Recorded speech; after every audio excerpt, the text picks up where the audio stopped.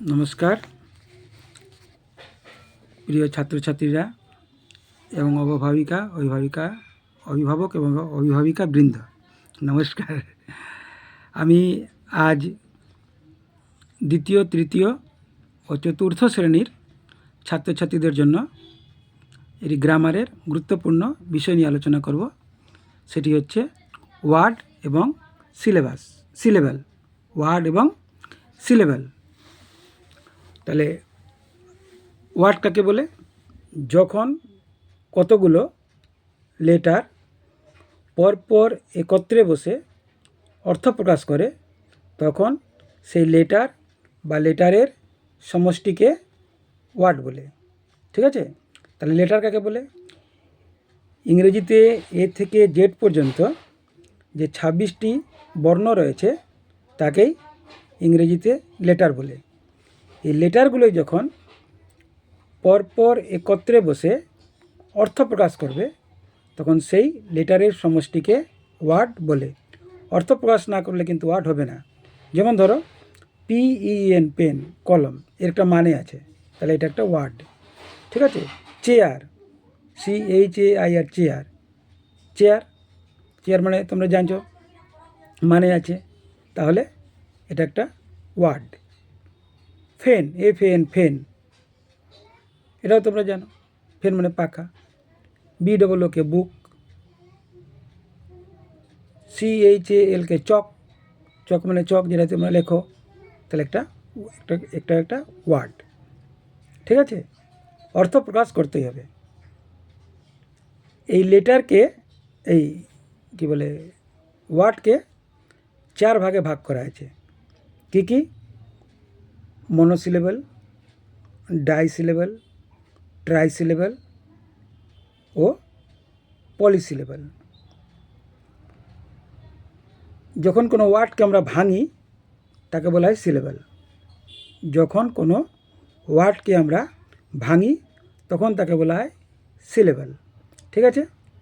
পরে আবার বলছি আর কি। ধরো মনোসিলেবল, তাই তো?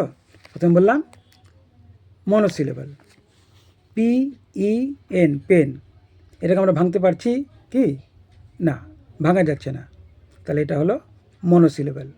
ফ্যান, পাখা, ভাঙা যাচ্ছে না, তাহলে এটা মনোসিলেবল। বুক, ভাঙা যাচ্ছে না, তাহলে এটা হচ্ছে মনোসিলেবল। সবটি দেখলে আরও খুব সহজে বুঝে নিতে পারো, কোনো অসুবিধা হবে না। 2, ডাইসিলেবল। যখন কোনো ওয়ার্ডকে আমরা দুবার ভাঙি বা দুইবার ভাঙা যায়, যখন কোনো ওয়ার্ডকে 2বার ভাঙা যায় তখন আমরা তাকে বলি ডাইসিলেবল। যেমন ব্রাদার, সিস্টার, মাদার, তাহলে এটা হলো ডাইসিলেবল। আশা করি বুঝে গেছো।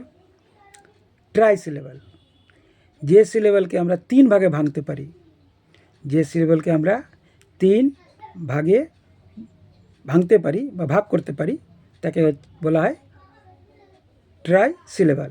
যেমন ধরো ক্যাপিটাল, ক্যাপিটাল। তারপরে কন্ডিশন, 3 ভাগে আমরা ভাগতে পারছি। বিউটিফুল, তাহলে এগুলো হলো ট্রাইসিলেবল।